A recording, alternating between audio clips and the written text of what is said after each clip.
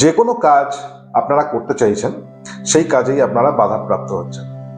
যে কাজেই আপনারা হাত দিচ্ছেন সেই কাজটা কোনোভাবে আটকে যাচ্ছে, নইলে ডিলে হয়ে যাচ্ছে, নইলে স্লো হয়ে যাচ্ছে। যে কোনো কাজ আপনারা ভাবছেন, করবেন ভাবছেন, প্ল্যান করছেন, এক্সিকিউট করতে পারছেন না, এরকম বিবিধ সমস্যায় যদি আপনারা ভোগেন, তাহলে বুঝতে হবে আপনার চার্টে শনির কোনো না কোনো নেগেটিভ প্রভাব রয়েছে। কিভাবে এই শনি আপনাদের হরোস্কোপে নেগেটিভ এফেক্ট দিচ্ছে সেটা আমরা বোঝার চেষ্টা করব। এই ভিডিওতে আমরা জানবো যে শনির প্রবলেম থেকে বেরোনোর উপায় কি, শনির প্রবলেম কখন আমাদের লাইফে অ্যারাইজ করে, শনির প্রভাব আমাদের জীবনে কতদিন স্থায়ী হয়, কিভাবেই বা এই শনির প্রভাব আমাদের জীবনে আসে, শনির প্রভাব কি সবসময় খারাপ, কখন ভালো আর কখন খারাপ আমরা বুঝবো কিভাবে, আর বলবো যে কোন টাইপের প্রতিকার এই শনির প্রভাব থেকে আপনাদেরকে বাঁচাতে পারে। এই ভিডিওটা আপনাদের জন্য ভীষণ গুরুত্বপূর্ণ যদি আপনারা জীবনে সমস্ত ক্ষেত্রে বাধাপ্রাপ্ত হন।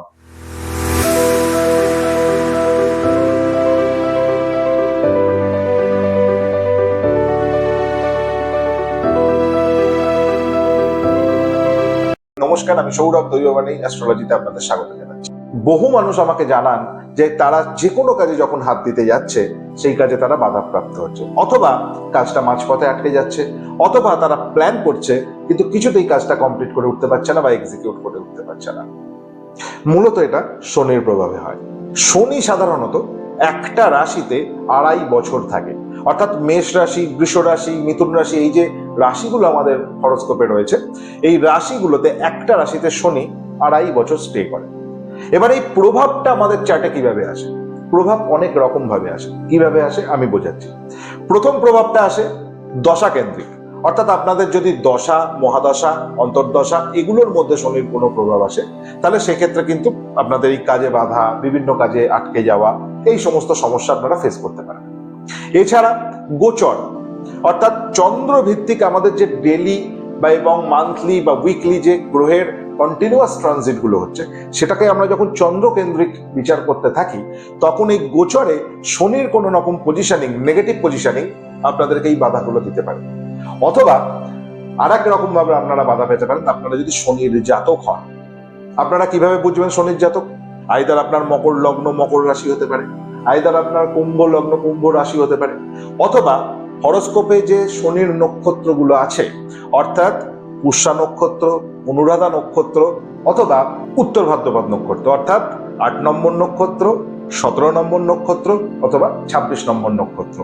এই নক্ষত্র যদি আপনাদের কারোর জন্ম হয়, অর্থাৎ আপনাদের জন্মকালীন সময় আপনাদের চন্দ্র যদি এই নক্ষত্রে অবস্থিত হয়, তাহলে বুঝতে হবে আপনারা শনির প্রভাবে জন্মগ্রহণ করছেন, অথবা আপনাদের শনির মহাদশায় আপনাদের জন্ম হচ্ছে।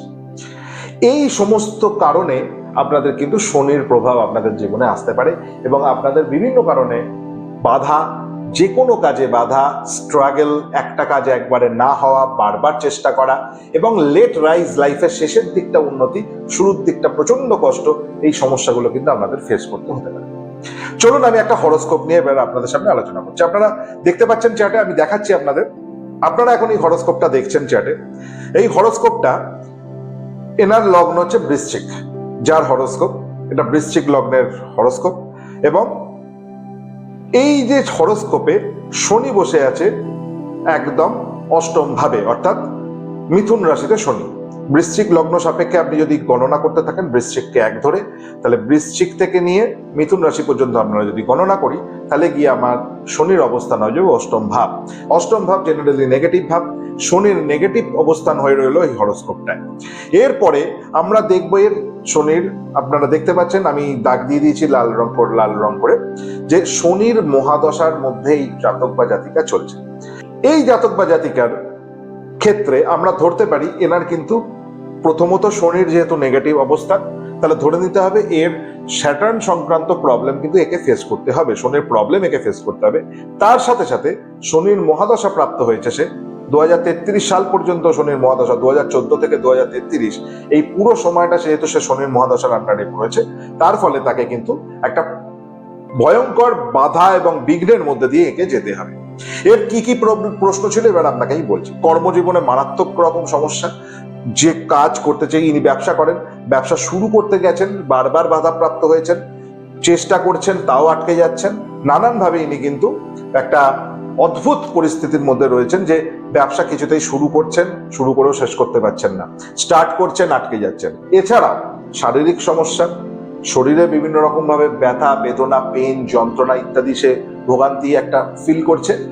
এবং যেহেতু শনির মহাদশা রয়েছে, তার ফলে এই যে এতদিন ধরে একটা স্যাটার্নের ব্লকেজ এই ভদ্রলোক ফেস করছেন, যে বাড়ি সংক্রান্ত, গৃহগত সংক্রান্ত ইনি প্রবলেম একটা ফেস করছেন এবং বাধাপ্রাপ্ত হচ্ছেন। তিনি কিছুতেই একটা বাড়ি বা ফ্ল্যাট কিনে উঠতে পারছেন না, বারবার তাকে রেন্টেই থাকতে হচ্ছে। বিভিন্ন সব রেডি থাকা অবস্থাতেও ইনি কিছুতেই তার একটা প্রপার্টি কিন্তু তৈরি করতে পারছেন না, আটকে যাচ্ছেন। এবার এটা কেন, আমি একটা ছোট উদাহরণ দিয়ে বোঝাচ্ছি। দেখুন আপনারা প্রত্যেকে, শনি কিন্তু এক্ষেত্রে তার চতুর্থ ভাবের অধিপতি। অর্থাৎ আপনি যদি বৃশ্চিককে এক ধরেন, তাহলে বৃশ্চিক, ধনু, মকর, কুম্ভ তৃতীয় ভাবের অধিপতি এবং চতুর্থ ভাবের অধিপতি শনি এই অষ্টমকে কানেক্ট করেছে, অর্থাৎ মিথুন রাশিতে গিয়ে বোঝাচ্ছে। অষ্টম ভাব, মিথুন রাশিটা হচ্ছে এই ক্ষেত্রে অষ্টম ভাব। তো স্বাভাবিকভাবেই থার্ড হাউস, ফোর্থ হাউস যখন অষ্টম কানেক্ট করে, তার কানেক্টিভিটিতে বাধা তৈরি হচ্ছে, তার পরিবারগত জায়গায় বাধা তৈরি হচ্ছে, তার গৃহগত জায়গায় বাধা তৈরি হচ্ছে, তার পারিবারিক ক্ষেত্রে একটা সমস্যা, অর্থাৎ মায়ের হেলথের দিকটাও কিন্তু তার এই পার্টিকুলার জাতকের ড্যামেজ দেখাচ্ছে। আমরা জেনারেল ভাবে এই বিষয়গুলোকে কিন্তু বোঝার চেষ্টা করি। এর সাথে সাথে যেহেতু এনার শনির মহাদশা পেয়েছেন, বাধা এবং বিপত্তিগুলো এক্ষেত্রে কিন্তু অনেক অ্যাকিউট হয়ে গেছে। এই পার্টিকুলার শনির দশা বা অন্তর্দশা যতদিন থাকবে, স্বাভাবিকভাবে বোঝা যাচ্ছে এ কিন্তু এই বাধা বিঘ্ন ক্ষেত্রে ওভারকাম করা শক্ত হবে, যতক্ষণ না তাকে প্রপার অ্যাস্ট্রোলজিক্যাল ব্যালেন্স করা হবে এই হরস্কোপে। এটা গেল জেনারেল প্রবলেমের ব্যাপারটা, যেটা আমি বলছিলাম বাধা বিঘ্নের ক্ষেত্রে। এবার আসি এই সমস্যাগুলো থেকে মুক্তির উপায় কি। দেখুন, প্রথমত হচ্ছে অ্যাস্ট্রোলজিক্যাল রেমেডি ভীষণ টেকনিক্যাল জিনিস, প্রপার অ্যাস্ট্রোলজিক্যাল গাইডেন্স নেওয়া উচিত, বিশেষত যদি জেমস্টোনস আপনারা ধারণ করেন সেক্ষেত্রে। তো যাই হোক, এই ক্ষেত্রে আমি কিছু সহজ রেমেডি আমি এখানে আমি একে কি রেমেডি করেছি সেটা আপনাদের আমি বোঝাচ্ছি। এই ক্ষেত্রে আমি তার লগ্নপতিকে স্ট্রং করেছি। তার কিছু কারণ রয়েছে লগ্নপতিকে কেন স্ট্রং করতে হয়, এটা খুব টেকনিক্যাল, আমি এখানে আলোচনা করবো না, কিন্তু আমি জাস্ট বলছি এখানে আমি লগ্নপতিকে স্ট্রং করেছি। এক্ষেত্রে লগ্নপতি যেহেতু মঙ্গল, তো স্বাভাবিকভাবে আপনারা দেখতে পাচ্ছেন বৃশ্চিক লগ্ন, তো স্বাভাবিকভাবে আমি এক্ষেত্রে তার লগ্নপতিকে স্ট্রং করার চেষ্টা করেছি। অর্থাৎ যেহেতু তার লগ্নের লর্ড মার্স, সেই মার্সকে আমি এখানে স্ট্রং করেছি। আর কাকে স্ট্রং করেছি?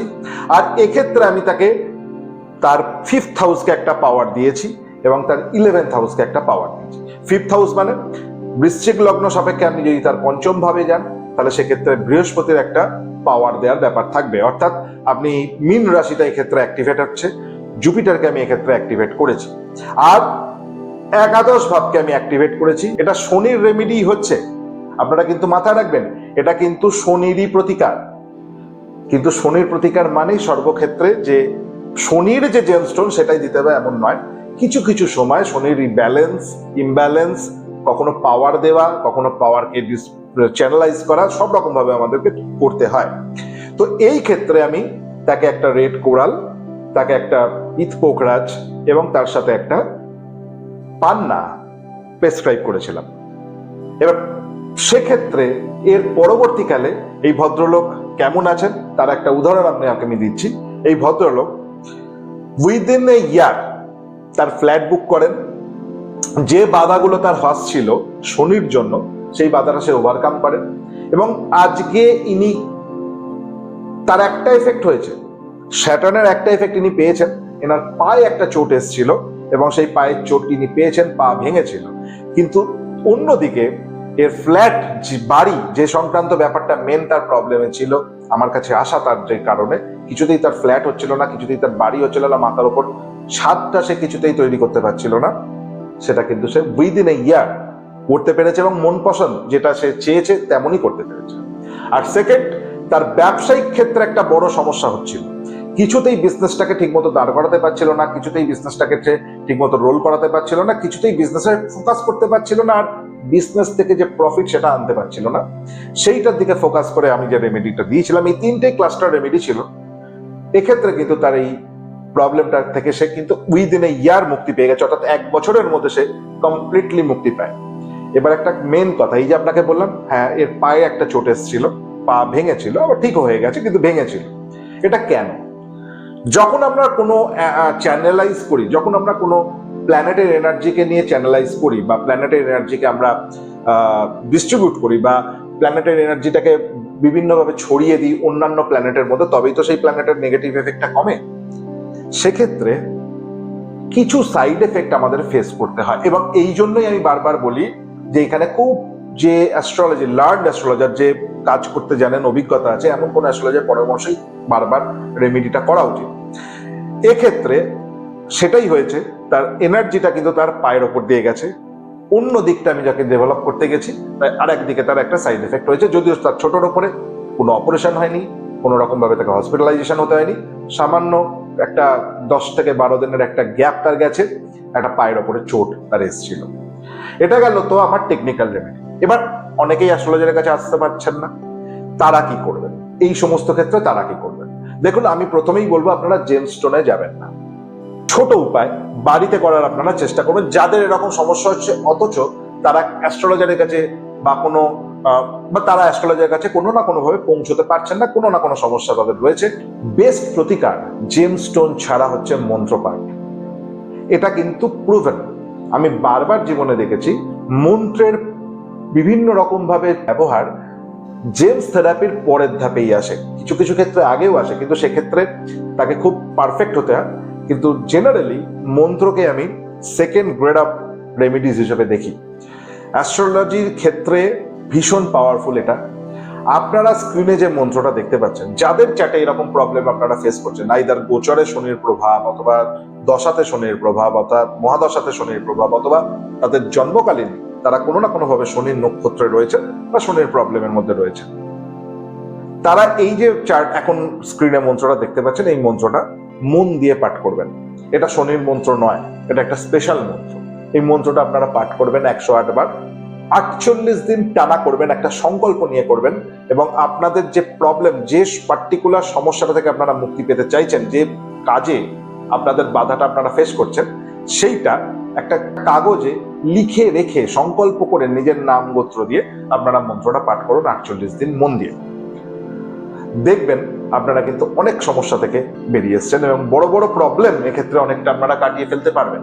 পরবর্তীকালে যদি আপনাদের মনে হয় যে না, প্রবলেমটাকে প্রপারলি একদম ট্রিট করার দরকার আছে, একদম গোড়া থেকে নির্মূল করার দরকার আছে, তাহলে অবশ্যই নিচে দেওয়া ফোন নাম্বারগুলো যাচ্ছে, সেখানে যোগাযোগ করতে পারেন।